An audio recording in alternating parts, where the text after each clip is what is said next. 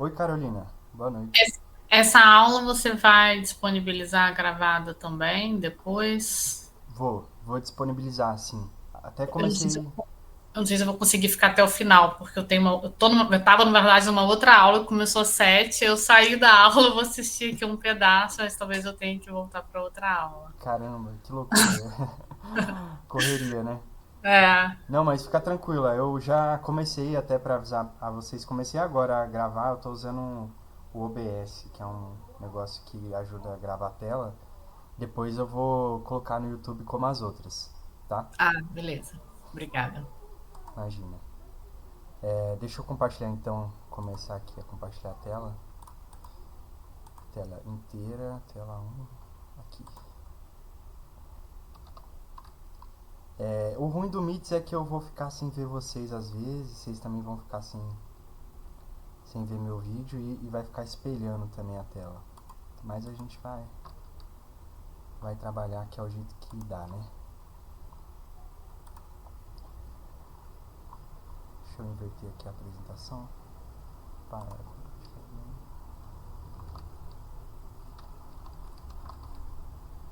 Encerrar.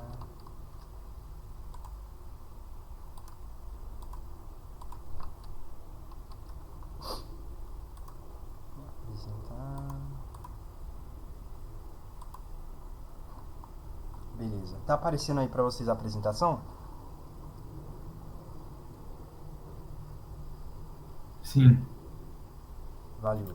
É, Então, na aula passada, a gente começou a falar sobre análise e a gente viu a parte descritiva e exploratória de dados, que são as medidas de descrição mesmo, para as métricas, as medidas de tendência central e de dispersão, para as categóricas, as tabelas de frequência. E eu tinha optado por já começar um pouco com a visualização com ggplot, né?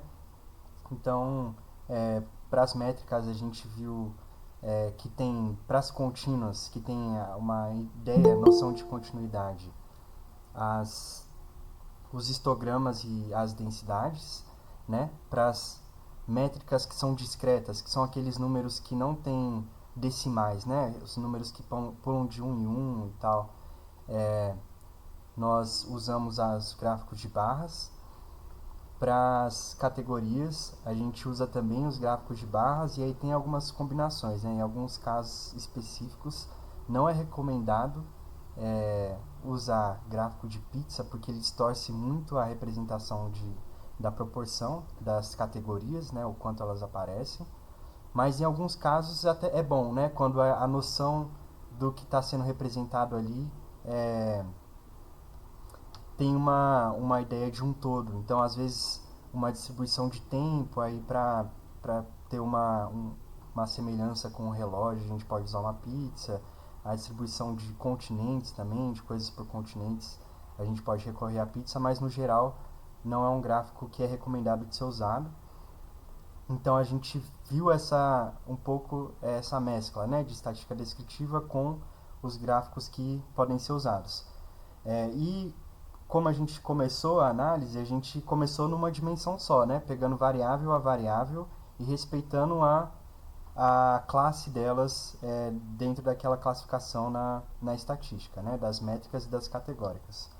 Hoje a gente vai continuar com a parte de análise, avançar um pouco para análise bivariada, ou seja, a gente vai incluir uma outra variável e tentar entender a associação que ela tem com uma de referência e vamos ver quais gráficos que são mais adequados para cada tipo de combinação de variável de acordo com as suas categorias, né?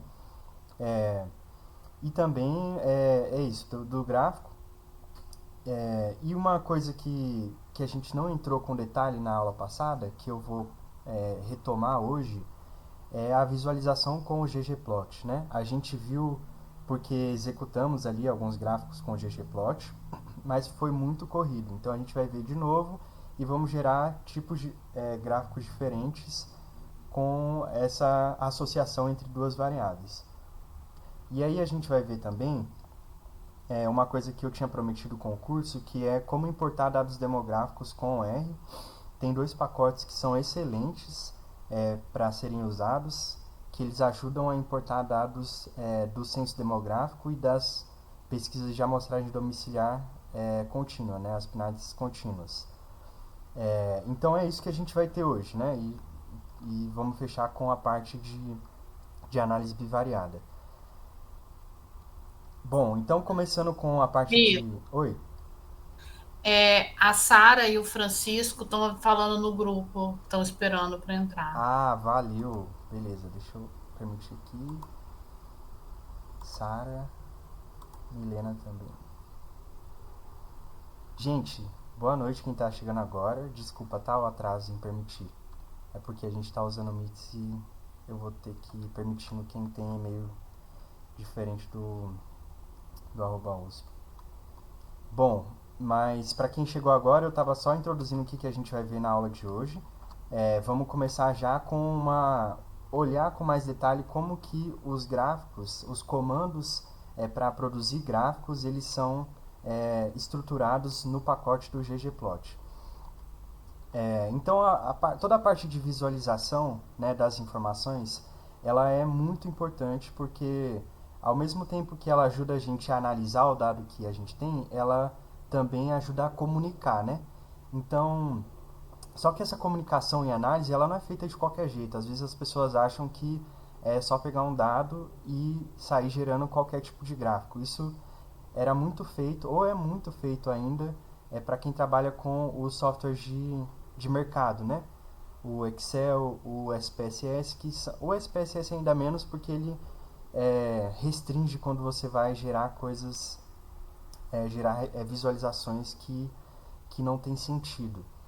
Mas ainda assim tem muitas pessoas que geram gráficos errados e ruins porque não entendem que tem toda uma ciência por trás e que orienta o porquê, quando e como fazer gráficos, né? Tem então uma base para poder produzir as visualizações. E eles permitem, como eu já tinha dito, né? Caracterizar, descrever e relacionar as variáveis. E tá entre as técnicas mais poderosas de exploração e de síntese das nossas informações. Mesmo os gráficos que exploram que são esses que a gente está vendo, né? As descrições de uma variável só numa dimensão, eles são muito bons para a gente entender como, por exemplo, para as variáveis que são métricas, como que a nossa métrica está distribuída, né?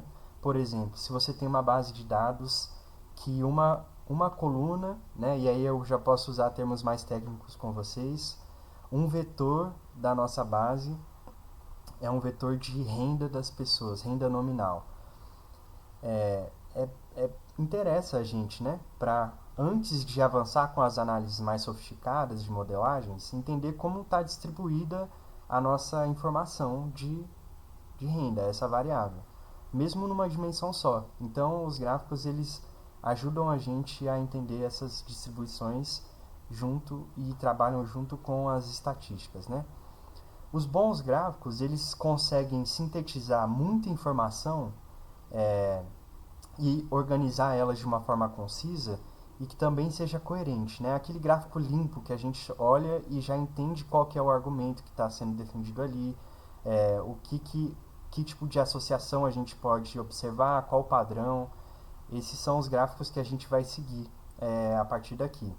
Os gráficos ruins são aqueles que distorcem a informação, então são aqueles que não têm atenção aos eixos, aí muda o eixo para poder mostrar só uma parte do dado e indicar uma tendência que às vezes não existe, né? Eles dificultam a leitura, então às vezes pode ter um gráfico que ele está totalmente correto na forma como está construída, mas tem tanta informação que a gente não sabe o que ler, né? Então esses gráficos também não são bons.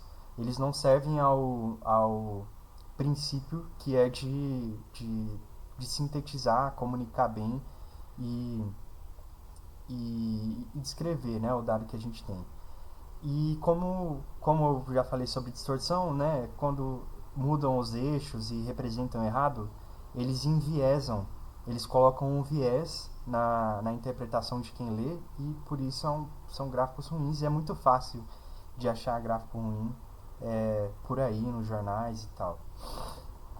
Se a gente tivesse mais tempo de aula, se fosse uma aula só sobre visualização, seria legal a gente pegar esses exemplos ruins, tem muitos na internet mesmo, de gráficos que enviesam a interpretação, a leitura e são ruins. Então, como já disse também, para a gente representar graficamente, a gente precisa seguir a classificação das variáveis. E eu vou pular uma parte teórica mais substantiva para ir para o pacote ggplot. O que seria essa parte teórica substantiva? Tem como fazer gráficos usando só as funções de base do R. Só que é muito menos intuitivo do que o ggplot, porque o ggplot ele veio para ajudar, veio para facilitar, como os outros pacotes que compõem o Tidyverse, né? O Tidyverse é um conjunto de pacotes, como a gente já viu, que facilitam o manuseio e análise de dados. E o ggplot está entre eles, né? A gente vai pular para ele para facilitar um pouco nossa vida e aproveitar o tempo. Então a gente viu isso na aula passada, né? Para cada classe de variável, a gente tem tipos de representação que são mais adequados. Então, para as métricas contínuas, que são as variáveis que são numéricas e assumem uma continuidade, as casas decimais, né? São números quebrados. A gente pode agrupar esses números em faixas e aí sim usar uma tabela de frequência. Então pense, né? Você tem uma variável que é peso. Vocês podem criar faixas de peso e representar essas faixas em uma tabela ou até em um gráfico de barras, né? Mas se não agrupados, os gráficos, essas variáveis métricas contínuas, elas podem ser representadas em histogramas, densidade boxplot. As métricas discretas que pulam de 1 em 1 podem ser representadas em tabela de frequência em barras. As categóricas ou qualitativas em tabela de frequência também, em barras, e pizza, que é menos usado, que a gente já falou. Bom, para a gente construir esses gráficos no ggplot, primeiro que a ideia do GG, né, o primeiro G é um grammar, né, vem do inglês de gramática, e o outro é de graphics, então é uma gramática dos gráficos e tem toda uma forma, uma estrutura de produzir então essas representações. As funções então elas seguem esse padrão lógico que é organizado por camadas. Depois vai ter um slide em que a gente olha para essa construção do gráfico por camadas, né? Na primeira camada sempre, né, a gente vai definir que essa camada que a gente usa a função ggplot, dentro dela vai a entrada do input dos dados e uma outra função, né, que vai dentro, que é de aesthetic, é onde a gente vai colocar, indicar quais são as variáveis da nossa base de dados. Então, qual é o x, o que vai no eixo x, o que vai no eixo y, o que vai colorir, né, preencher se for densidade a densidade, se for histograma a histograma, e tem outros argumentos mais. Tem muitos argumentos, na verdade, mas a gente vai começar do mais básico, né, para poder entender bem. E aí, a partir dessa camada, na segunda, a gente já adiciona uma nova que é para definir qual é o tipo de gráfico, qual é o tipo de geometria que a gente vai representar esse dado.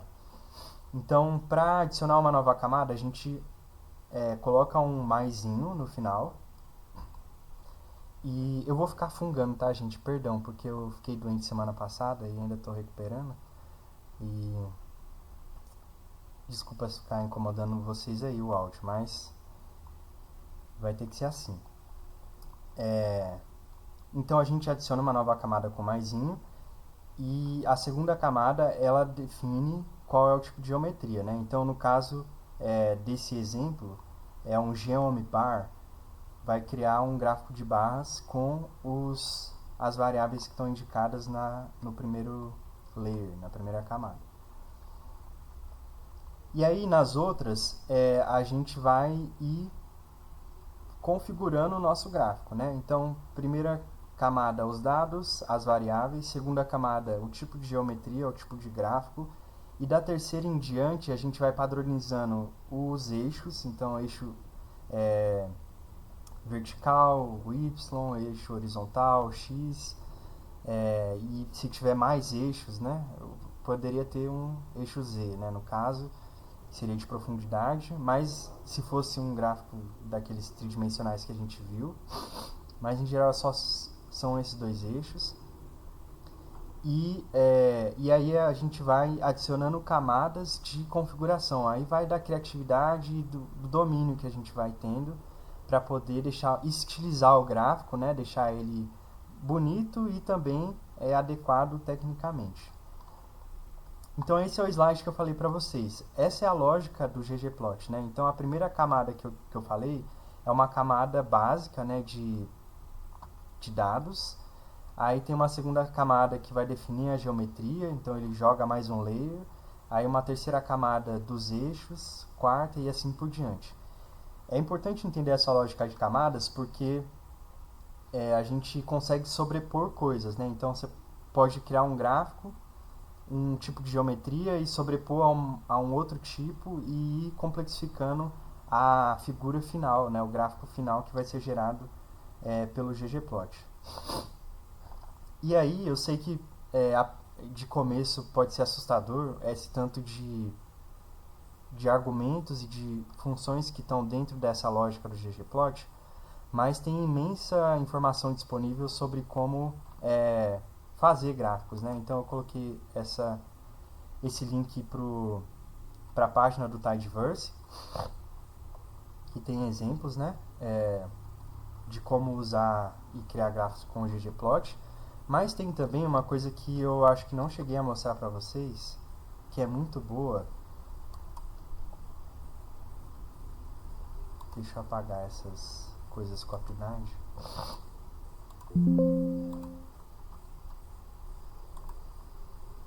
Limpar aqui meu ambiente. Tá. Na janela Help, vocês podem acessar em Cheat Sheets. Deixa eu ver se consigo aumentar aqui. Não dá para aumentar o tamanho. Não sei se vocês conseguem ler bem, mas aqui tem um Cheat Sheets, que é uma folha de cola. Nessas folhas de cola, vocês têm folhas de cola para transformação de dados com o dplyr, que é aquele pacote dentro do Tidyverse também, para transformação dos dados. E olha só, tem um monte, não vou dizer que tem todas, né, mas tem as mais importantes funções de manuseio de dados e uma explicação bem sintética de como usar. Então olha só, o filtro que a gente viu, né, ele na parte de extrair casos. São funções das linhas, né, que retornam um subset de linhas como uma nova tabela. E aí tem aqui o filter, que extrai linhas, como a gente tem usado. Tem esse distinct, que remove linhas que tem valores duplicados. A gente nem chegou a ver, mas é muito específico, né? No caso, quando a gente tem uma base de dados, imagine, vocês rodam um questionário e a pessoa responde mais de uma vez. Ela tem um dado dela duplicado na base. E aí vocês querem excluir essas duplicações. Essa função distinct vai fazer isso. Vai remover todas as linhas que tiverem valores duplicados. Slice para selecionar linhas por posições. Então tem um monte de funções que são úteis. Conforme vocês vão precisando, vocês podem consultar nessa folha de cola. Ou que é muito útil também, né, perguntar no chat GPT. Desculpa. Que ele vai explicar e informar para vocês funções boas para o tipo de manuseio que vocês precisarem. Então, para extrair variáveis, tem select, né, que a gente viu.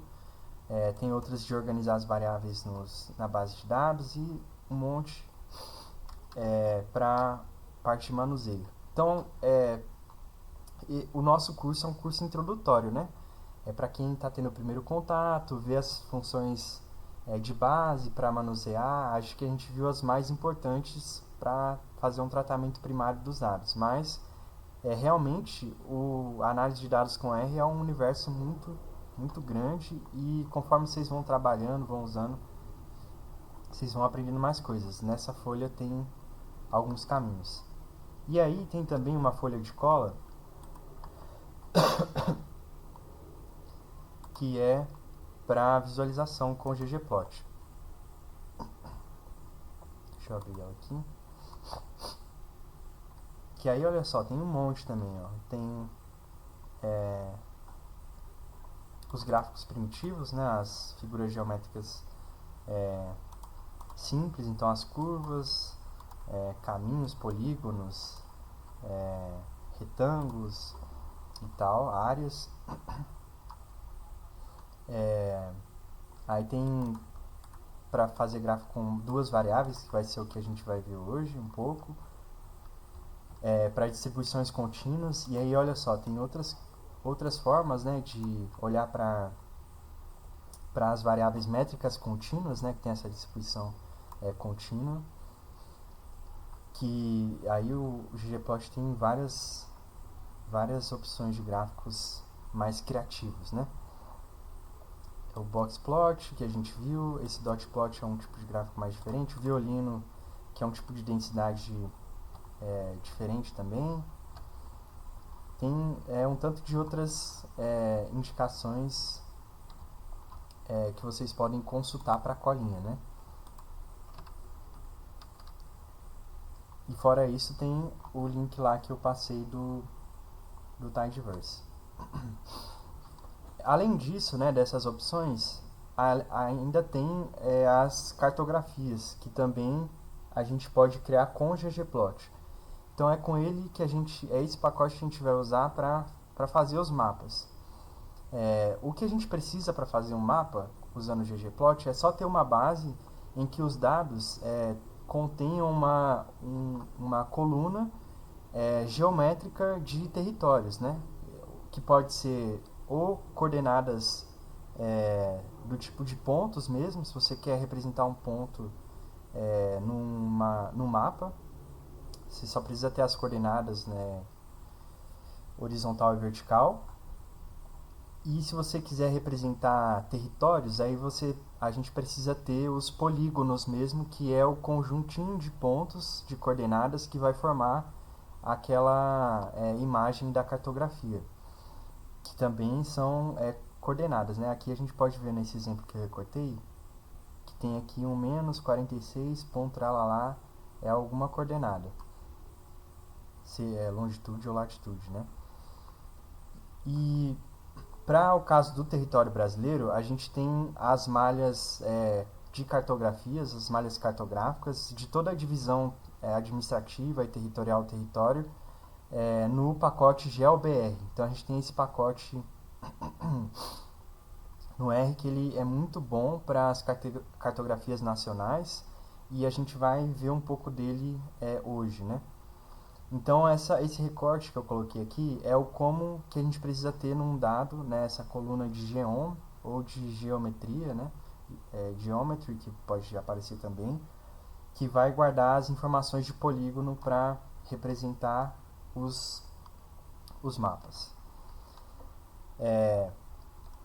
Então dessa parte de estrutura do ggplot, eu vou praticar com vocês na aula hoje com dados, né? Então, para que a gente chegue nessa prática com dados, vamos falar um pouco sobre obtenção de dados com R. Como importar os dados. Na verdade, a parte de como importar a gente já viu. O que a gente vai ver são dados secundários que podem interessar para vocês. Então, olha só, tem dois tipos de dados, né? Nós temos os dados primários, que são os dados que nós coletamos de primeira mão para a nossa pesquisa. Então a fonte ela é uma fonte primária, a gente conhece muito bem os dados e tem eles como de nossa propriedade, né? Agora, um outro tipo de dado, que são os dados secundários, são aqueles que já são produzidos por uma terceira pessoa, né? Pode ser uma pessoa, uma instituição, e já foram coletados. Então eles estão disponíveis ali, a gente pode consumir eles e usar como uma fonte de segunda mão, uma fonte secundária. E aí, de dado secundário, nós temos muita coisa disponível. Eu coloquei aqui alguns que são mais usados para a gente das ciências sociais. Da parte de demografia, né, o IBGE oferece o censo demográfico e as pesquisas de amostragem domiciliar. Na parte educacional, o INEP e o MEC, mais o INEP, né, que organiza os dados, eles oferecem lá os microdados, né, de censo escolar, que tem tudo sobre as escolas, as turmas, professores e alunos. Censo superior para as instituições de educação superior. O SAEB, que é uma avaliação para as escolas. E o Enem, que é o exame, né, de seleção. O TSE também oferece todas as bases eleitorais, né? Então, lá no TSE vocês vão achar, para quem quer trabalhar com dados de eleição, né? Tem os dados por sessões de voto, né, de votação. Então, a gente pode usar essa fonte de dado também para fazer os gráficos, porque ele é georreferenciado, né? Tem a informação para o município, para os estados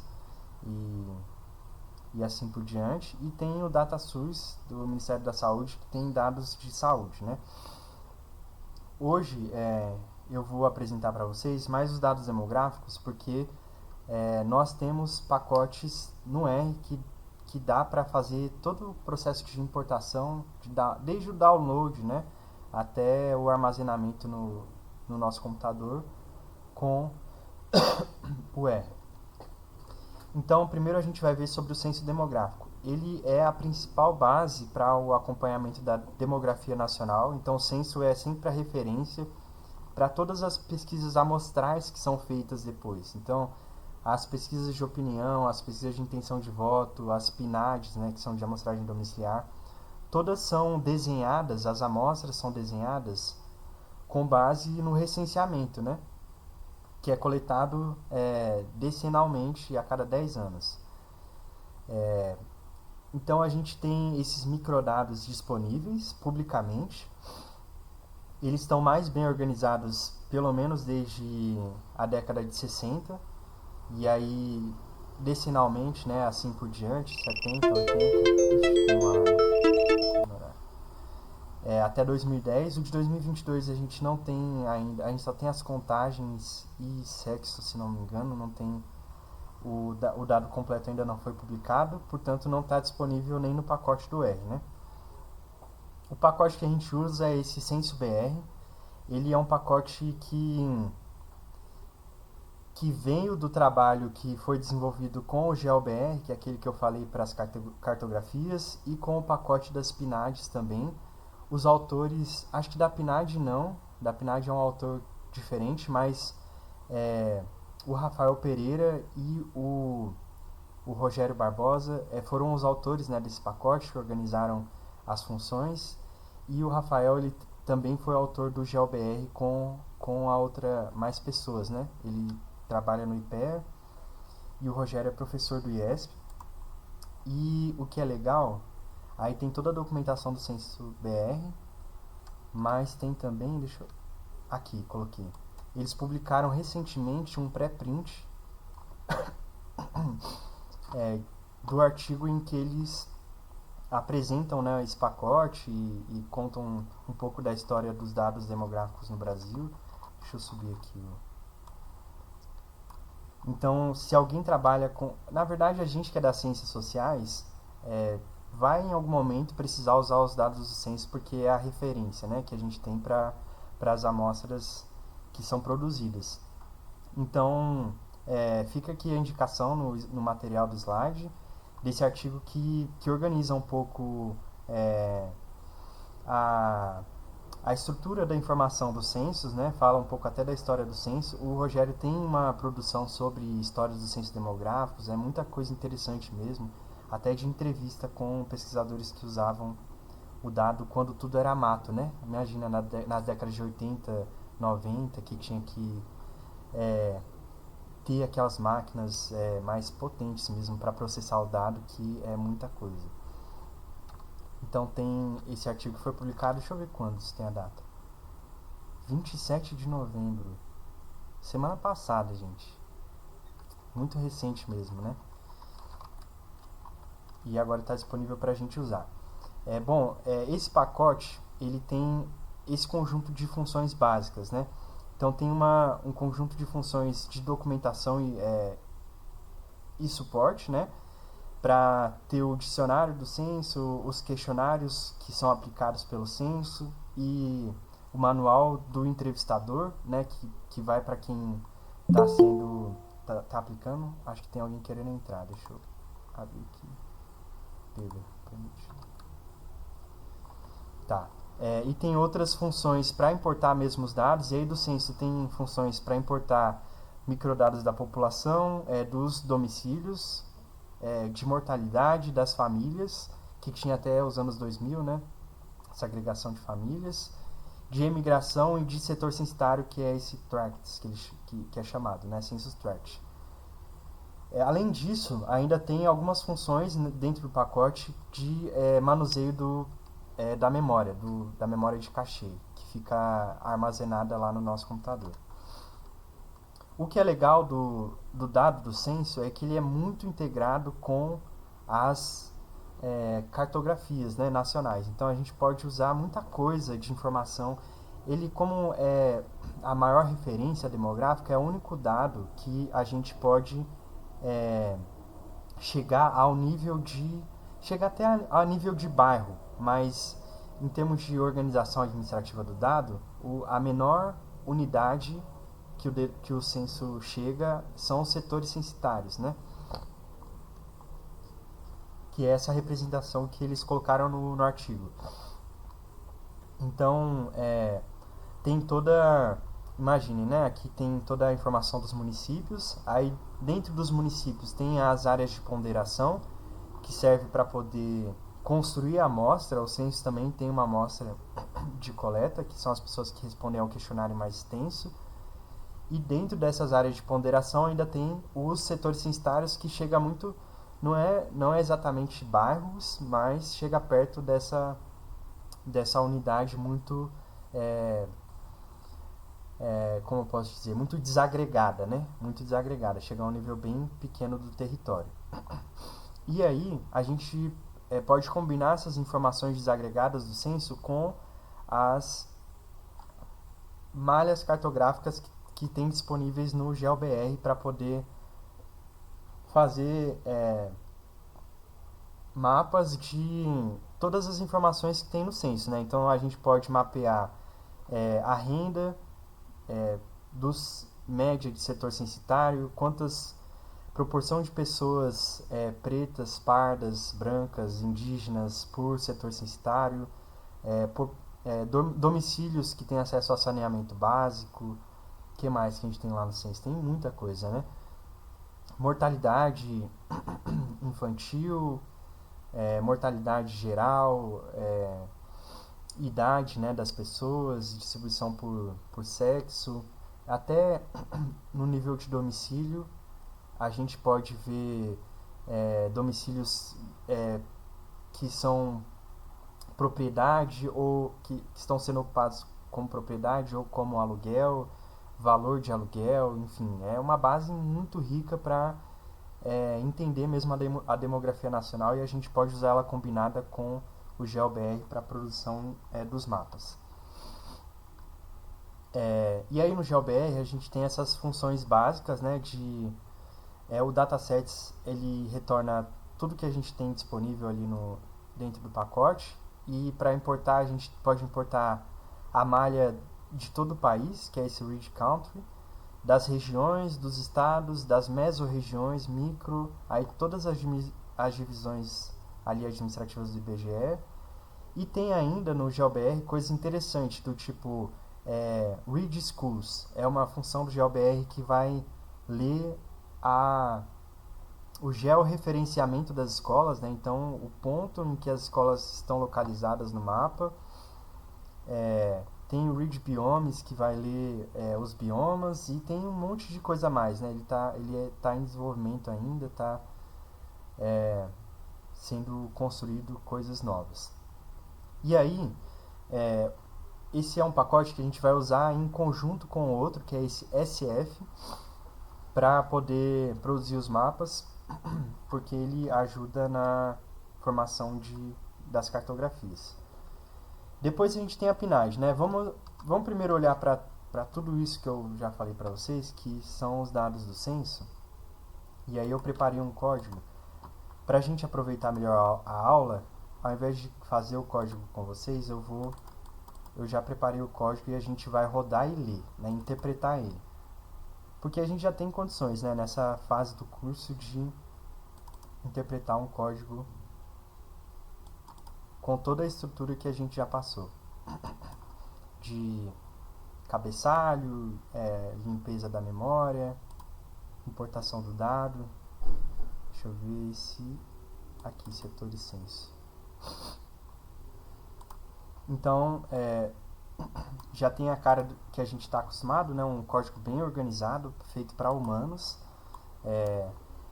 O título é Renda e Composição Étnico-Racial em Cotia, São Paulo. Aí a Bia vai ficar interessada, né? Porque a Bia é minha conterrânea. Cotia é a minha cidade, aqui em São Paulo, que eu fui criado, e eu peguei ela como exemplo, mas depois vocês podem mudar de acordo com a cidade de vocês. Se vocês quiserem olhar, para quem é da capital, o município de São Paulo e tal. Então vou rodar essas funções de limpeza. E aí vou usar um recurso que eu não usei com vocês ainda, mas eu vou explicar, que é esse Pacman. Esse Pacman, ele é um pacote que só vem para facilitar aquele procedimento de instalação e carregamento dos pacotes, né? Lembram que a gente precisa instalar primeiro, depois carregar os pacotes. Então o que o Pacman faz? Ele tem essa função payload, que a gente pode colocar os pacotes que a gente quer usar. No caso eu botei aqui Tidyverse, o Rio, Janitor, que eu nem vou usar o Janitor, então vou apagar daqui para não complicar. Esse Patchwork, que é para juntar os gráficos, GeoBR, SF e o CensoBR, que eu já expliquei para vocês. Então ele faz os dois procedimentos ao mesmo tempo. Ele carrega esses pacotes, e para aqueles que a gente não tem instalado, que vocês não tenham instalado, ele vai fazer a instalação.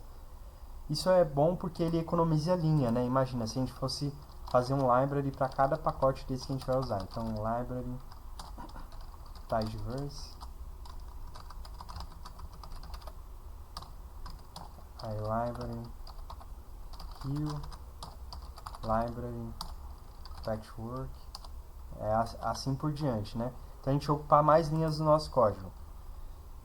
E aí, usando o Pacman, a gente economiza a linha e deixa a coisa mais objetiva, né? Aqui é um outro recurso também que eu não falei ainda. Na verdade, ele é bem difícil de explicar porque é um recurso muito técnico, né? Para definir o diretório que a gente está usando. Como assim o diretório que a gente está usando? Né? Essa função a gente já viu, que é setwd, para padronizar o diretório de trabalho. E aí, para quando a gente quer deixar o código totalmente automatizado, né, sem precisar ficar copiando o caminho da pasta, a gente pode indicar o caminho da onde está localizado o nosso código, né, o nosso arquivo RScript. Então tem aqui essa função get active document context, que vai pegar o contexto. Tem que rodar junto com esse pacote RStudio API, que vai dar todo o contexto da onde está o nosso arquivo, um monte de informação aqui técnica. Então olha só, dentro dessas informações de contexto, deixa eu ver se eu consigo aumentar.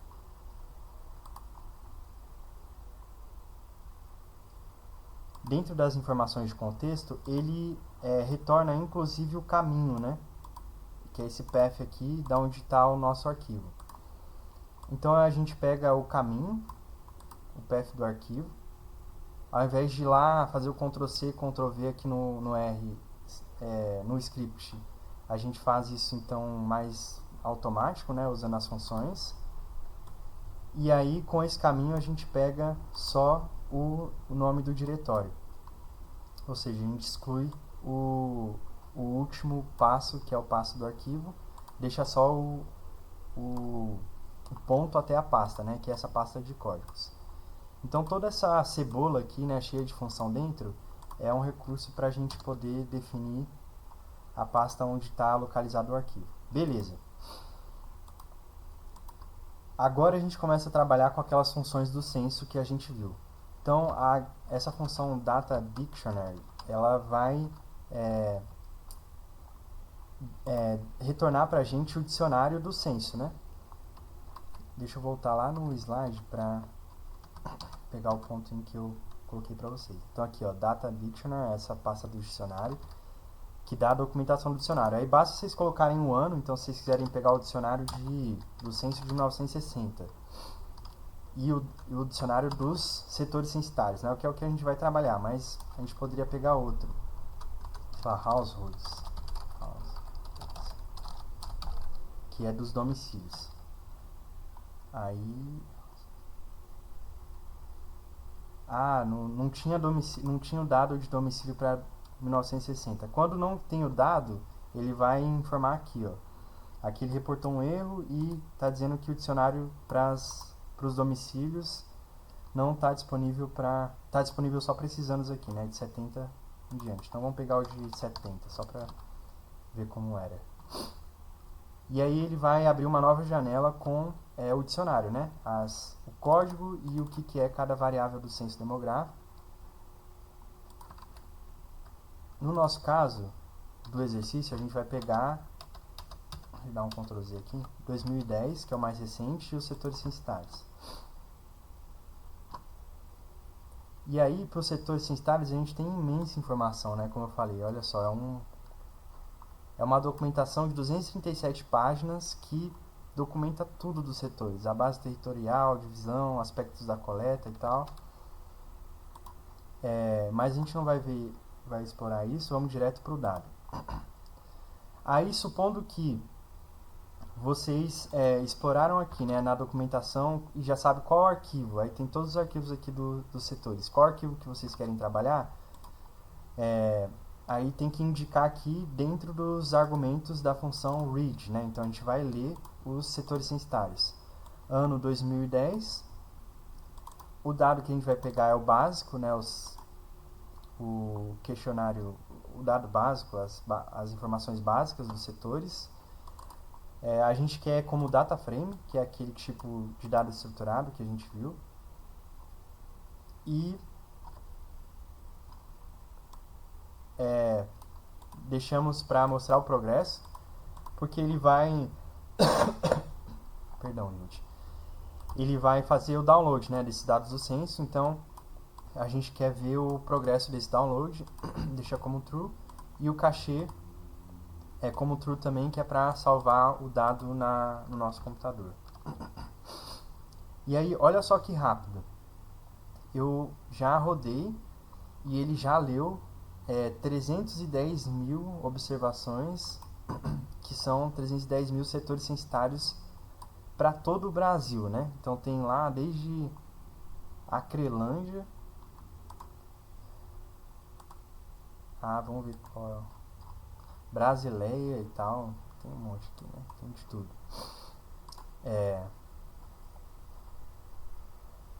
E aí, por que foi tão rápido aqui também, né? Eu preciso contar para vocês que também não é sempre assim. Esse pacote ele é muito sofisticado. Ele foi produzido com um monte de expertise de gestão eficiente de dados, de processamento, de memória. Então, a primeira vez que vocês executarem, o que ele vai fazer? Ele vai importar do IBGE o dado e vai armazenar ele em um cachê, né, em uma memória local do seu computador que está em alguma pasta. Você pode tem uma função, eu não sei, não lembro qual exatamente. Deixa eu ver se tem aqui, ó, censo-br cachê, essa função. Vamos rodar ela. Ele retorna o caminho da onde está os dados. da primeira vez que vocês importam, que vocês leem o dado do censo, ele já salva no computador e deixa armazenado para da segunda vez que vocês forem ler, o processo de leitura ser mais rápido, né? Você não depender do download lá do IBGE. Então, isso é as coisas que eu já usei. Deixa eu ver se eu consigo abrir uma pastinha dessa aqui pra gente olhar em detalhe. Vou ir até a pasta cachê. Então, vou abrir aqui meu computador e colar o caminho. Aí no cachê tem R, censo BR, data, e aqui tem os dicionários que eu já abri, dicionário de 70, 2010, domicílio e população, e tem os dados que eu já importei também. Então, como eu já tinha importado dos setores censitários, ele leu muito rápido, né? Porque já está aqui no meu computador. E ainda, além do mais, ele faz o armazenamento do dado nessa estrutura que não é CSV que a gente viu, né? Não é uma estrutura que a gente já conhece. Não é CSV, não é XLS de Excel, não é SAV do SPSS. É um formato do tipo Parquet, que é um formato muito usado para Big Data, porque ele é muito, muito eficiente para dado que tem volume muito grande, né? Que tem muita informação. E aí por isso que é um processo mais rápido. Então, a gente leu o censo e guardei aqui nesse objeto setor censo básico e vou selecionar as variáveis que eu quero trabalhar do setor censitário. Então, o que eu peguei? O código do setor, o nome do município, o código do município. Na verdade, eu só peguei esse nome para poder filtrar, né? Para selecionar, filtrar, na verdade, né? Vou usar os termos mais técnicos com vocês. Filtrar os casos do município que eu quero selecionar não. Estou misturando. Que eu quero filtrar aqui é Cotia e essa variável aqui que é a V002 e essa V005. Eu acho que uma é renda média, a outra é população. Deixa eu olhar lá no dicionário. Arquivo básico. Cadê?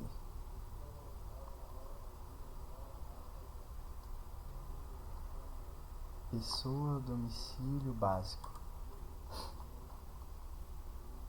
V001, V002. Moradores em domicílios particulares permanentes. Qual que é a outra que eu peguei? 05. Valor do rendimento nominal médio mensal das pessoas responsáveis pelo domicílio. Então, é a média da renda só das pessoas que são responsáveis pelo domicílio. E aí eu usei um pipe. No começo, a gente estava fazendo passo a passo, né? A gente não tinha nem visto o pipe que junta, né, as funções de manuseio. A gente estava vendo de step by step mesmo, de passo a passo. Agora a gente está juntando tudo num bloco de código só, né? Então eu selecionei, depois eu vou filtrar só para os que o nome do município foi igual a Cotia e vou selecionar aqui só para tirar essas variáveis do município, de código e nome, porque eu vou pegar elas de novo depois. Então, vou salvar tudo isso num novo objeto básico Cotia, que vai ter todos os setores censitários, né, os códigos dos setores de Cotia e aquelas variáveis que eu selecionei, que é a quantidade de moradores e a renda média daquele setor. Beleza. Depois, eu vou pegar um outro dado do censo, que é da planilha de pessoas. Então, ainda é dos setores, só que é da base de pessoas. Deixa eu ler aqui. E aí ele até aparece aqui a informação que está lendo um dado que está armazenado em cachê local, né? Por isso que ele leu, até demorou um pouco mais, mas deu. Por que demorou mais? Tem mais... por isso que demorou mais, ó. Olha o tanto de variável que tem para a base de pessoas. 2008. É muito... deixa a ocupação muito grande da memória, porque são essas 310 mil linhas 2008 vezes, né? 2008 vezes. Então vamos ver quantas células isso tem. 310, 114 vezes 2008. Olha só, tem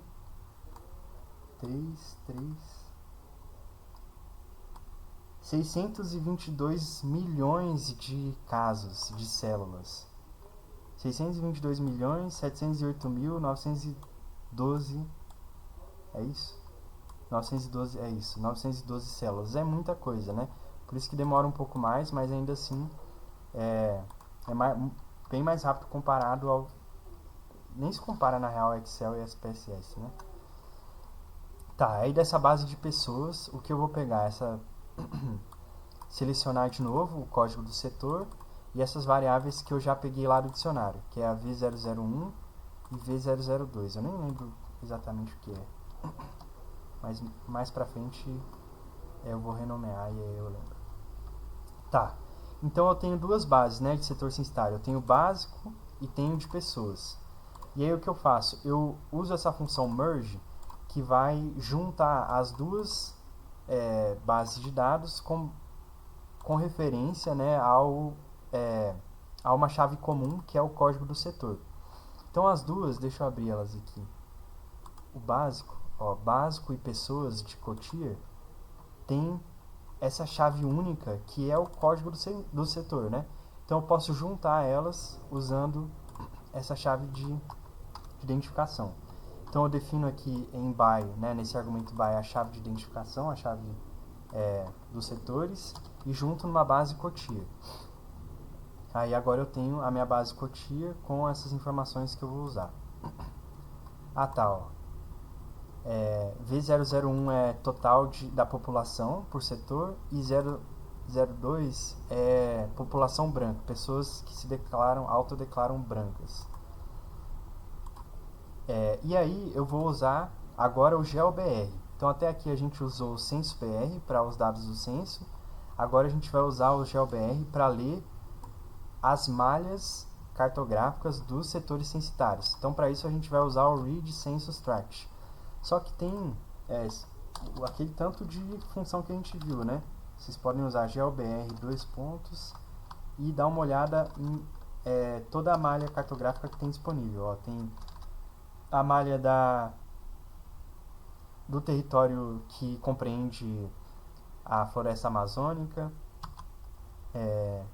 biomas, capitais, setores censitários, áreas comparáveis, não sei o que unidade de conservação, país, regiões de saúde, vixe, tem muita coisa. Tem bairros, caramba, isso eu não sabia que tinha.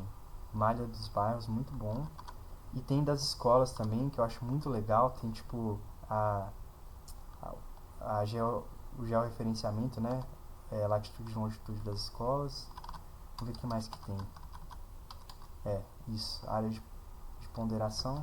Tá, então a gente vai trabalhar guardar aqui em GeoSP. Eu poderia ter salvado como GeoCotia. Não, eu salvei como GeoSP porque são todos os setores de São Paulo. Então aqui, esse é o formato que vai aparecer para vocês quando vocês importarem uma malha cartográfica do GeoBR. Então ele tem, no caso eu importei os setores, então tem o código, tem o nome do município a qual pertence aquele setor, nome do bairro, código do bairro, o que mais tem? E tem, por fim, aqui aquela coluna que eu mostrei no slide, que é a coluna de geometria, né? Que é o polígono daquele território. Beleza. Agora eu vou fazer alguns manuseios para poder representar a minha informação lá no mapa. Quais são esses manuseios? Vou renomear as minhas variáveis para tirar os códigos, né? Então, aí eu passo a lembrar, né, o que é cada coisa. A V001 de pessoa é o total da população não branca, média da renda. Aí vou usar o mutate, que foi o que a gente viu lá na aula 3, eu acho, né? Para fazer as modificações das variáveis. Eu primeiro criei uma nova média da renda por setor que faz esse ajuste usando esse índice de correção para o período, né, de 2010. Então, a gente precisa lembrar que o nosso dado é o censo de 2010, né?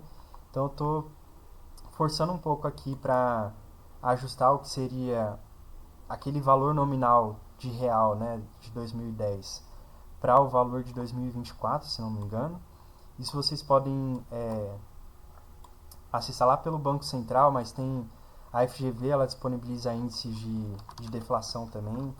Deixa eu abrir aqui o link para vocês darem uma olhada. Então aqui essa página do Banco Central, ela tem os índices, né, que tem disponíveis. Eu vi que esse da FGV parece que é o mais usado, assim. Aí vocês podem colocar o ano, no caso eu coloquei lá 2010, agosto, é isso? Agosto de 2024. Então, aí coloquei aqui corrigir valor e ele dá aqui um índice de correção que a gente pode usar para ponderar lá o valor e ter um valor, ter uma renda uma renda real, né? Que é corrigida. Tá, e aí tem essa outra modificação que eu fiz, que é para percentual de pessoas não brancas que residem naquele setor. Então, como eu fiz, né? Peguei proporção de pessoas não brancas. Onde é que eu tenho isso? V002? Na real é pessoa branca, né? Tá errado, então, deixa eu corrigir. Então, população branca, que é esse V002. Ainda bem que eu tô vendo aqui linha a linha com vocês, senão ia estar errado. Tá. E aí sim, eu construo uma proporção, na verdade é percentual porque eu multiplico por 100, né? É um percentual de pessoas brancas naquele setor. E depois eu pego e tiro a diferença para ter um outro percentual de pessoas não brancas, né? Que é o complementar. Ou a pessoa se declarou branca ou não branca. E aí eu tenho esse percentual de pessoas não brancas para cada setor. É o não branca não encontrado? Tá, porque é o branco aqui.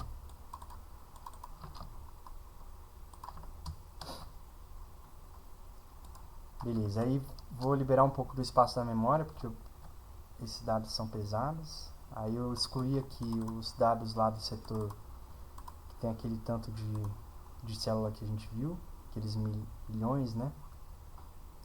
E aí, por fim, o que eu faço? Eu junto os meus dados de Cotia, lembrando que todas essas modificações eu salvei em um novo objeto, dados Cotia, que tem o dado já manuseado, né? O percentual, os percentuais e a renda corrigida, a renda média corrigida, e vou juntar com o GeoBR, o dado georreferenciado, né? Que é o GeoSP lá que eu salvei. Aqui tem um detalhe que eu estou colocando para pegar todos os casos só da minha base X, que é a primeira que aparece aqui, né? X e Y. Deixa eu especificar aqui. Só os casos de Cotia. E aí, os meus dados Cotia, cadê dados Cotia? Vai ter uma nova coluna que é aquele polígono lá para os setores. Aí aqui tem uma coisa mais complicada que aqui, olha só, Ciro, apareceu o for, né? Eu usei o for aqui para fazer, que é uma coisa que a gente não viu nas aulas, eu não expliquei para vocês. Mas eu vou apresentar, né? Eu não vou ensinar, mas vou apresentar, porque eu acho que a gente precisaria de mais tempo para entender exatamente como funciona o for. O for ele é uma lógica de iteração. Então, o que ele vai fazer? Eu digo que para cada i que está em 1 até o número de linhas do meu dado, ele vai executar esse tanto de operação aqui que eu escrevi. Para que eu estou fazendo isso? Porque eu preciso calcular a área para cada polígono de setor censitário, para poder ter uma área em quilômetros quadrados, né, para cada setor. como esse cálculo de área é para cada setor, então eu fiz uma estrutura de código para calcular a área do setor e usei o for para ele rodar isso para todos os setores que eu tenho na minha base de dados, né? Então ele vai pegar lá o primeiro e a geometria do primeiro, né? Que é, deixa eu ver aqui. O i não está encontrado porque não tem nada. Vou pegar i igual a 1. Dados, geometria. E aí, olha só a complexidade do como eu estou acessando a geometria, né? A gente viu um pouco daquela complexidade nas listas, né? Vocês lembram das listas que tem um monte de colchetes para acessar? Aqui ela é importante, porque a geometria do polígono ela é guardada como uma lista mesmo, cheio de camadas, né? De camadas de informação. E aí, olha só, tem todas as coordenadas de longitude e latitude que desenham o polígono lá do setor. E aí eu defino essas coordenadas como matriz e salvo no objeto chords. Depois eu pego esse chords e uso essa função stPolygon, que vai criar um objeto OSF que manuseia, né, malhas cartográficas e muda o sistema de coordenadas para esse sistema aqui de CRS, que é um código lá para as coordenadas, e vou salvar esse polígono. Então olha só, simple feature, collection of one feature and zero fields. Aí tem lá o polígono e tem as informações daquele polígono. E aí eu uso essa base para poder executar essa função stArea, que vai calcular a área em metros quadrados. Então essa função ela calcula uma área dentro de um polígono, né, em metros quadrados, e depois eu converto para quilômetros quadrados. Então olha só, um monte de operação mais complicada. Eu fiz isso só para né, que é esse izinho primeiro.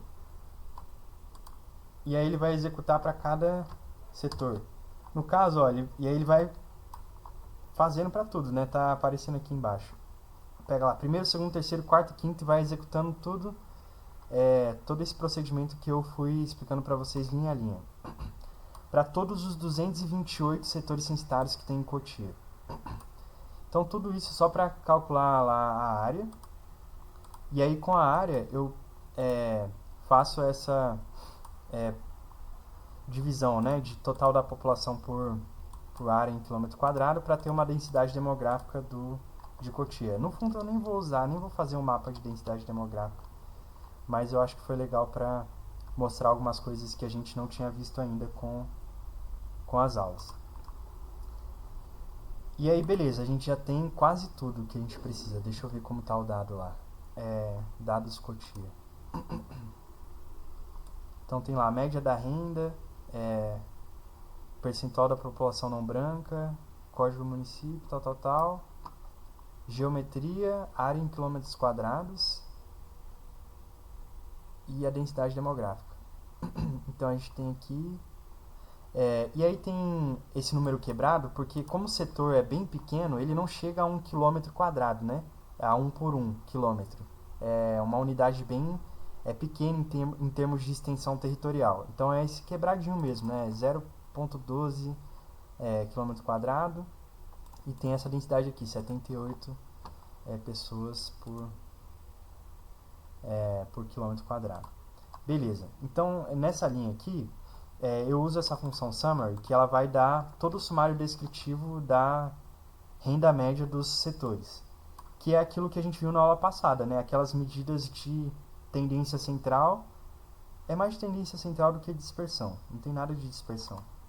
Então aqui tem o setor que tem a menor renda média, a média da renda daquele setor é 1.135, então é menos do que um salário mínimo hoje, né? Que é a média desse setor mais pobre.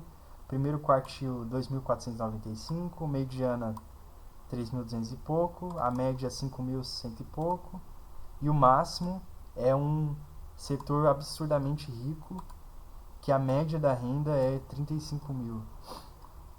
e 300 e pouco. Imagino que com certeza é Granja Viana, né, em Cotia. Beleza. Então, agora que eu tenho uma noção da distribuição dessa variável renda média, eu posso criar categorias com ela, né? Então, eu uso essa função cut, que a gente viu também, e estabeleço os pontos de corte da renda. Então, primeiro ponto, 1.500, setores que têm até 1.500 de renda média, 2.000, 5.000, 10.000 e mais de 10.000. E crio esses labels, né, essas categorias. E vou salvar em uma variável que agora é categórica, né, que vai ter essas faixas de esses setores por faixa de renda média, e uma outra variável também com cut, que é as faixas de percentual de população não branca. Então, setores que têm até 20% da população não branca, 20 a 30%, 30 a 40%, 40 a 50% e mais de 50%. Beleza. Aí crio também esse cut para densidade demográfica, que vai do mais... O primeiro quartil aqui... Vai do menos denso, né? Do setor menos denso demograficamente até o mais denso. E aí eu coloquei como opção para exportar todo esse manuseio que a gente fez, porque ele só vai até aqui, né? Então, tudo que a gente fez de importar lá o dado do censo demográfico usando o censo BR, fazer todo o manuseio e tal, calcular quilômetro quadrado do setor, aí eu pego o objeto e eu salvo ele, né, para não perder. Então, eu salvo como CSV e como um formato de dado R, né, RDS. Eu tô meio inseguro, não sei se eu vou salvar mesmo esse dado, porque a gente tá na pasta lá do Drive, né. Deixa eu ver se ele tá muito pesado. Dados. Não tá muito grande não. Eu vou salvar, se alguém quiser usar ele depois, vou salvar na nossa pasta de dados.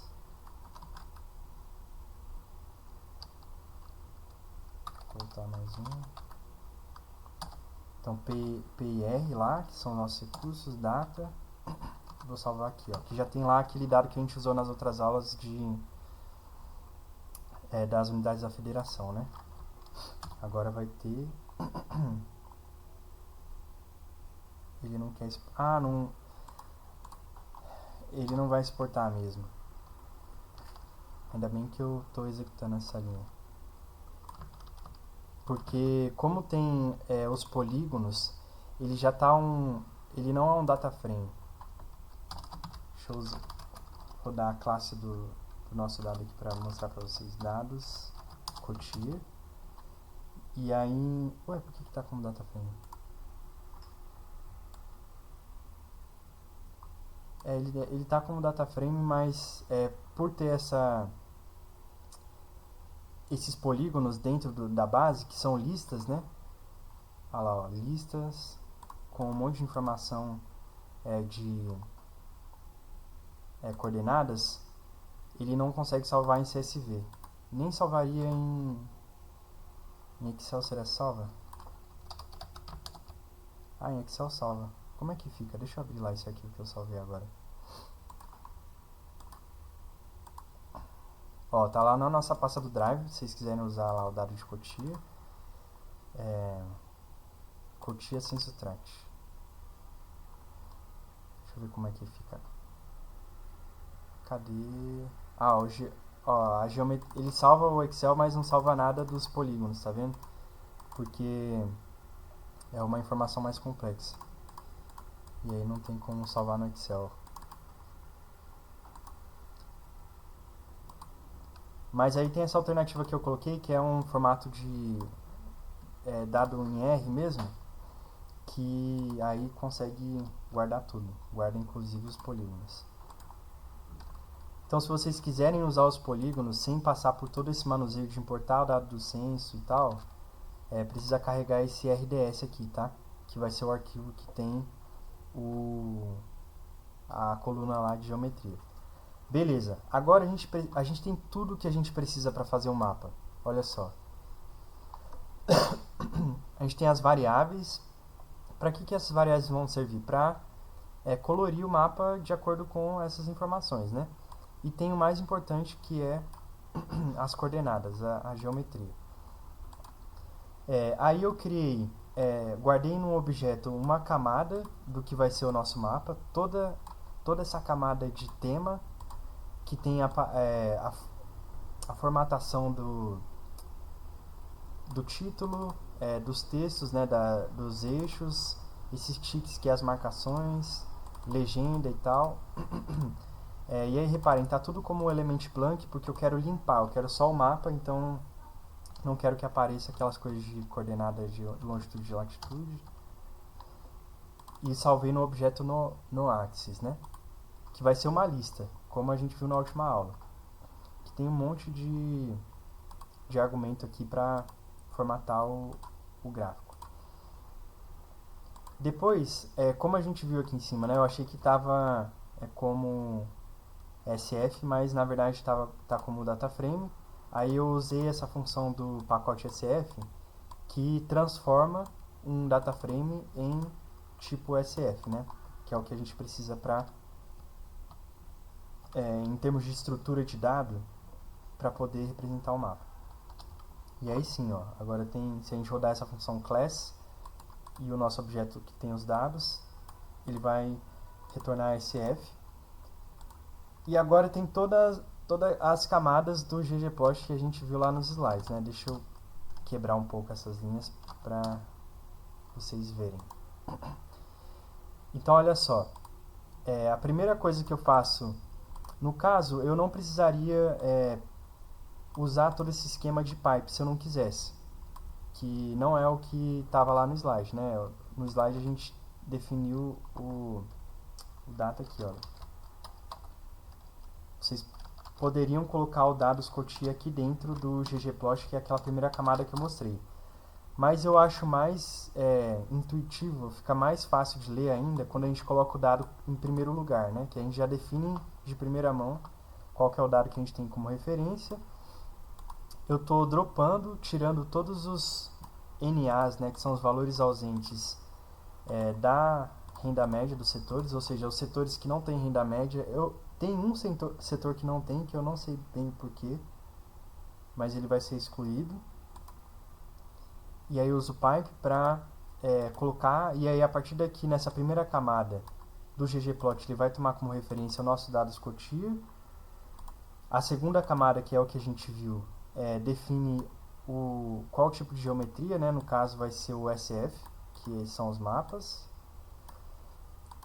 E aí dentro de SF eu coloco o aesthetic e defino aqui como argumento para colorir, né, o fio pelas categorias de renda média, que são aquelas que eu criei lá no manuseio, mostrando a legenda, e não colorindo as linhas dos setores, e adiciono essas outras camadas aqui, ó, esse scale fill é uma escala das cores, né? O fill em inglês significa preencher, né? Então as cores de preenchimento eu vou definir manualmente. Aí eu já aproveito e dou um nome para essa entrada de cores, né? Que é renda média em reais. E defino aqui no argumento de velos, né? Dos valores das cores, essas cores quentes que vem desse pacote Heat Colors. Então eu estou usando vários elementos aqui, várias camadas, para fazer um gráfico bonitinho, né? Eu vou executar só essa primeira parte para a gente ver como fica o mapa sem essas estilizações. Então olha só, só com essas camadas que eu selecionei para executar, o mapa fica assim, ó. Então esse é o mapinha de Cotia, é dividido em duas partes. Tem essa parte de centro de Cotia, Granja, e tem a região de Calcaia do Alto, que é de onde eu e Bia viemos. Bia tá junto comigo na turma. E aí tem toda a parte de longitude e latitude, né? E as cores verde e amarelo que eu não acho tão legal, assim, pra discriminar não ficar tão bonito, assim, tão... Não é nem de beleza, né? É mais de representar bem a informação também. Então eu coloquei uma nova camada, e aí vocês podem ir fazendo isso também, enquanto vocês constroem o gráfico e executando camada a camada para ver o que vocês estão fazendo, né? Aí a nova camada, que é aquela que eu estava explicando, que muda o preenchimento das cores. Então agora eu mudei de que vai da cor mais fria para uma cor mais quente. A mais quente são os setores mais ricos, né? Que tem renda mais que 10 mil. Depois eu adiciono uma nova camada, que é uma camada de tema, que vai tirar... Cadê? Eu fechei. Vai tirar esse grid cinzento. Não sei se vocês vão conseguir ver bem, mas tem um grid cinza no fundo do gráfico. Esse tema minimal ele tira. Deixa o gráfico mais limpo também. Mudo... Coloco um título aqui, né, com labs. E... muda a orientação da legenda. E uso aquela camada que eu já tinha padronizado lá em cima, que é no axis, para tirar os eixos de latitude e longitude. E salvo tudo isso que eu executei com o ggplot no objeto mapa cutia renda. Então, se eu executar esse objeto, ele salva o meu mapinha lá mais limpo, né? Que eu chamei de composição econômica. Ou poderia chamar de renda média simplesmente, né, por setor. Depois eu faço o mesmo procedimento, só que para a densidade demográfica.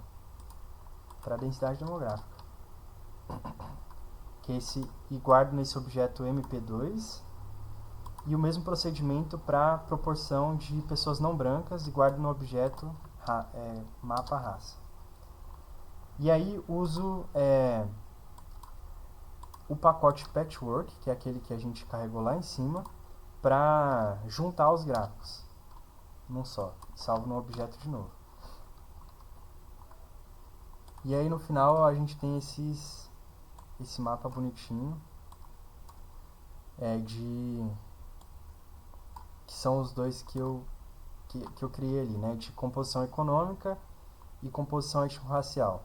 E aí dá pra ver bem, né, que em Cotia e na maioria dos municípios, os setores mais ricos, só a legenda aqui tá meio sobreposta, né, não tá muito boa. Deixa eu ver se eu consigo diminuir o tamanho. Legenda, texto, botar 10 e 12. Vou rodar de novo para ver se melhora.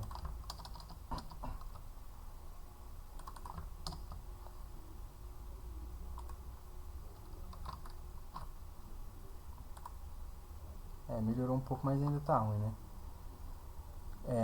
Mas dá pra ver aqui que os mais clarinhos que tem até 20% de não brancos, ou seja, tem mais incidência de pessoas brancas nesses setores com renda média maior, né?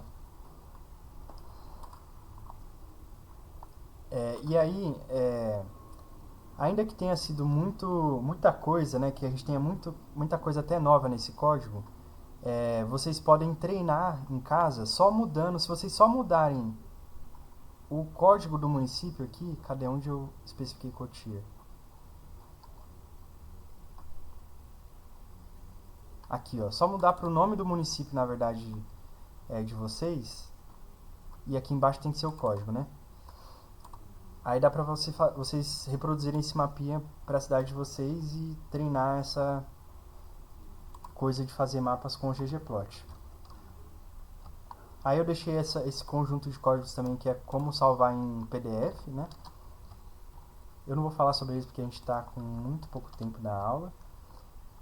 E vou apresentar também esse pacote, que é o Leaflet. Ele também tem para o Python e tem para o R, que diferente do ggplot, ele faz os mapas mais interativos. e tem uma representação mais completa da malha urbana, né? Malha urbana não, da malha como um todo.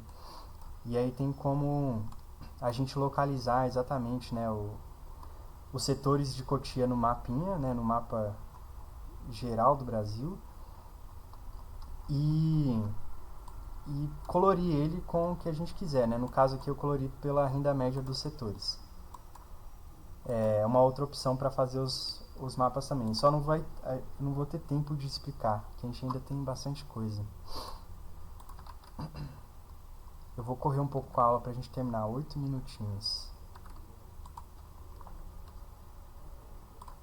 Então beleza, já vimos toda essa parte do censo e do GeoBR. Para PNAD a gente tem um pacote também e as funções elas são essas que eu coloquei aqui. Então tem essa get PNAD para importar as PNAD contínuas e tem essas outras que é para mudar o desenho, né, da amostra. A PNAD tem um desenho amostral mais complexo para nomear as variáveis, né, colocar os labels nas variáveis. E ela trabalha muito com esse pacote survey, porque como é uma amostra complexa, o survey ele ajuda a fazer as estatísticas respeitando as ponderações, né, ao como o dado foi produzido. E aí tem um código também, deixa eu ver se eu abro aqui, na nossa aula 5, código... Tem um código também para importar os dados da PNAD. Eu vou só mostrar ele para vocês, não vai dar tempo da gente executar, infelizmente. A gente não vai ter tempo. Mas façam em casa. E aí é o seguinte, toda aquela padronização e tal. Essa função getPNAD que a gente viu lá para importar o dado da PNAD, aí vocês pode definir aqui o ano. Tem para 2024 a primeira visita que foi feita no começo do ano para os domicílios que compõem a amostra. E vocês podem especificar o trimestre também. Tem uma coleta anual e as coletas por trimestre que os pesquisadores, né, as pessoas que estão lá coletando, elas voltam para o domicílio que foi sorteado e coletam mais informação das pessoas. E aí vocês podem escolher qual trimestre do ano que querem. Esse design é para se vocês querem ou não o desenho amostral da PNAD, as informações, as variáveis deflatoras, né, dos pesos e aí dá para especificar também quais são as variáveis que a gente quer importar da PNAD. Então executando essa função, ele vai fazer o download lá no IBGE. Vocês podem até copiar esse caminho aqui e colar no navegador, que ele vai direcionar uma página do IBGE de transferência de dados. Deixa eu abrir aqui. FTP IBGE. Olha só, tem essa pastinha do IBGE que tem todos os dados da PNAD desde 2012, quando começou, até 2024, mais recente. Aí tem os dados anuais também. E tem outras bases também, ó. Tem bases de mobilidade, educação e trabalho, e um monte de coisa que o IBGE disponibiliza. Aqui eu executei esse só para mostrar para vocês que é normal demorar mais e é normal também dar erro, porque ele faz o download, vai até o IBGE e não é de um jeito eficiente como é o CensoBR, tão eficiente quanto, né? Então é normal demorar para vocês, e se der erro também pode ser porque a memória do computador de vocês não comporta, ou o tempo de download foi muito... a internet de vocês não é tão boa assim para fazer, né? Então precisa ter uma internet boa e uma memória RAM boa para poder guardar o dado. No caso, o meu já foi. E aí tem todas aquelas variáveis lá que eu coloquei. E aí eu coloquei nesse código também um monte de medidas descritivas que a gente viu na aula passada para a descrição das variáveis da PNAD, né? Então, e é legal de exercitar com um dado real mesmo, né? São dados dos domicílios, de renda, da ocupação principal das pessoas, que mais tem? Classe, qual é a classe, o agrupamento da ocupação das pessoas, sexo, nível de escolaridade e assim por diante. Não vai dar tempo nem de eu executar essa coisa da PNAD, mas fica para vocês fazerem em casa. E aí eu vou falar nesses últimos minutinhos, né? Eu sei que não vai dar para explicar tudo, mas está bem descrito lá no nosso material de instruções. Eu acho que vocês vão ter que pegar isso na leitura mesmo.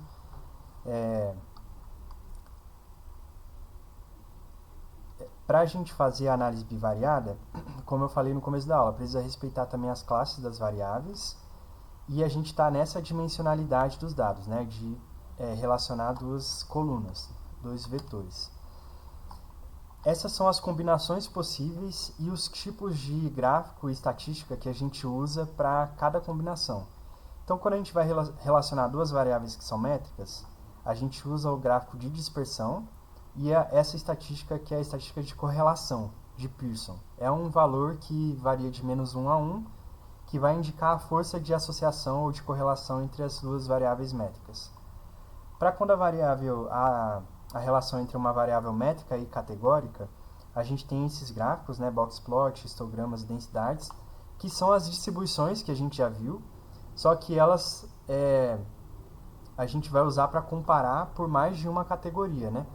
Então é o mesmo gráfico, só que comparado por categorias diferentes. E as estatísticas são as diferenças entre as medidas centrais, média, mediana, ou os quantis também pelas distribuições. Esse é o caminho para associar uma variável que é métrica com uma variável que é categórica. Agora, quando a gente tem duas variáveis categóricas, a gente pode usar como estatística o Q quadrado, que é uma medida que vai retornar se as variáveis elas são associadas ou se elas são independentes. E o gráfico que a gente vai usar, que não é bem um gráfico, né? É uma representação, são as tabelas cruzadas ou de contingência. Aí eu vou abrir lá no nosso livro para mostrar para vocês como está organizada a explicação lá, porque a gente não vai ter tempo de ver isso hoje. Deixa eu abrir aqui. Tá, então a gente já tem lá o capítulo 5. E no capítulo 5 tem só sobre essa análise bivariada, ou bidimensional, como eu coloquei aqui, né? Tem toda a explicação de métricas. E aí eu recomendo muito, muito mesmo vocês lerem, porque ainda que não deu tempo da gente ver hoje, eu coloquei uma explicação bem detalhada do que, como fazer, né, essas associações, como observar elas, quando elas são independentes, né, no caso das métricas, isso aqui é meio uns pontinhos distribuídos aleatoriamente, quando tem um padrão linear, e o que significa quando esse padrão é desse tipo, né, positivo, um padrão que tem variabilidade, que tem erros associados, e tudo isso tem os códigos, né, que é o que você já conhece desse material de instrução, quando a relação é negativa, e juntando os três gráficos, né, dos três tipos de relação: relação positiva, nula e negativa. Aí eu peguei aquela base de dados que a gente tem de exemplo, né, das unidades da federação, e plotei aquele gráfico que a gente já tinha visto, que é uma relação dessas duas variáveis que são métricas contínuas, né, de proporção da renda acumulada pelos 40% mais pobres do estado e a média da renda per capita. E eu discuto aqui um pouco de que tipo de associação pode ser, uma tendência linear, como a gente adiciona essa tendência linear com o ggplot, né, usando esse geom smooth. Que mais que tem aqui? Como fazer essas associações de variáveis que são métricas e categóricas, que é a comparação de boxplot. Mas aí tem, além do boxplot aqui, né, aqui a gente está usando ele, mas podia ser histograma ou as densidades, violino, que é aquele tipo que a gente viu lá no material de colinha, e as categóricas, que são as tabelas de contingência. Aí, nas tabelas de contingência, eu coloquei esse outro pacote, que é o SJPlot, que ele ajuda a fazer essas tabelas mais organizadinhas no R, né? O Matheus trabalha aqui comigo no CIS agora, e a gente estava vendo o como ele deixa, né, na semana passada, as tabelas bem bonitinhas, assim, em termos de organização da direção do percentual. Até aqui embaixo ele já coloca as estatísticas descritivas da tabela, né? Esse valor Fisher, que é o valor P de associação, não é do Q quadrado, porque é uma tabela bem pequenininha. Esse outro valor φ e a estatística Q quadrado, que é esse x quadrado. E, bom, tem outros cuidados também para quando a gente está trabalhando com teste de hipótese, que não é uma coisa que a gente tem condições de ver no curso também, porque já é uma parte de inferência estatística, teria que trabalhar com amostra e tal. E a proposta era mais a gente manusear e analisar os dados, né? Então, peço desculpas para vocês por a gente não ter tido tempo. Foi muito curto mesmo. O curso é um pouco um tiro curto, né? De 5 aulas com 1h30 cada, mais pra gente ter um primeiro contato. Mas eu acho que ainda assim deu para explorar muita coisa. Para quem teve o primeiro contato mesmo, para quem não conhecia o R, a gente viu lá desde o começo da história, né? Da origem dessa linguagem, da onde que ela veio, do laboratório que ela foi produzida, os pesquisadores que fizeram parte, até as versões mais atuais de atualização com o RStudio, desde que ele foi inventado para ajudar a gente a ter um ambiente de trabalho mais intuitivo, né, com as janelas, os comandos básicos, as relações lógicas, as operações condicionais, a importação, o manuseio de dados. Então acho que nessas 5 aulas a gente conseguiu passar por realmente os elementos que eu acho que são introdutórios para quem quer começar a analisar dados usando essa linguagem de programação. Daqui em diante já é um nível intermediário mesmo. Então, o que seria analisar mais de 2 variáveis, né? Colocar 3 ou mais variáveis para analisar. A parte toda de modelagem e de estatística que é mais avançada, de construção de cluster, de modelos que são supervisionados, não supervisionados. Aí a gente precisaria de um outro curso, que é um curso mais intermediário e até avançado, para lidar até com as operações daquele tipo que a gente viu hoje, né? Que é operações de iteração, que é o uso do for, que o Ciro tinha apontado no começo da aula. É uma coisa que a gente não viu também, mas eu recomendo que vocês continuem, né, estudando esse material, tomem mais domínio desse conteúdo que a gente tem organizado nesse livro de instrução, que vai ficar disponível para vocês. Tem imenso material aqui nas referências, mas também na nossa pasta, né, do Drive, para quem quiser aprofundar. Tem muito curso disponível também, mais para quem já está com vínculo na universidade, né, nas disciplinas aí da vida que trabalham com R.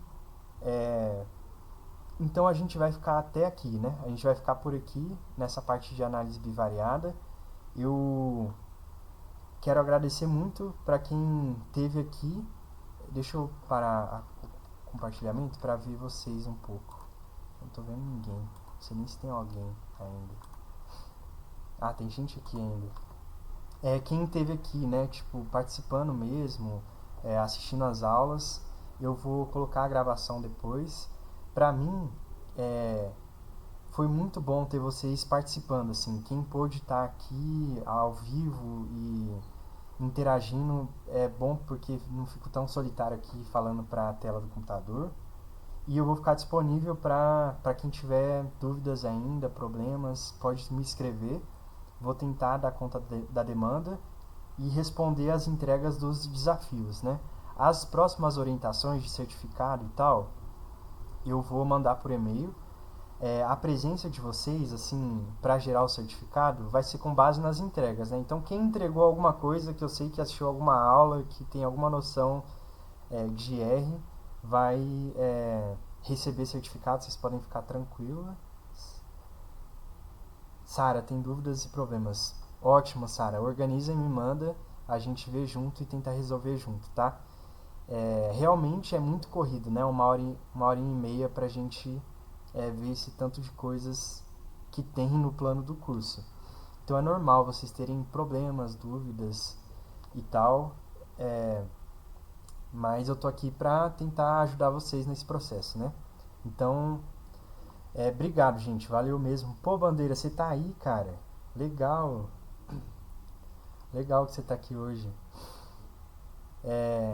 E para quem mandou e-mail também, o Bandeira foi uma dessas pessoas incríveis, assim, que mandou e-mail com pergunta, com problemas, e a gente conversou um pouco lá. Acho que me ajudou até a orientar as aulas no decorrer do curso. Eu vou interromper aqui a gravação no outro software que eu estou usando.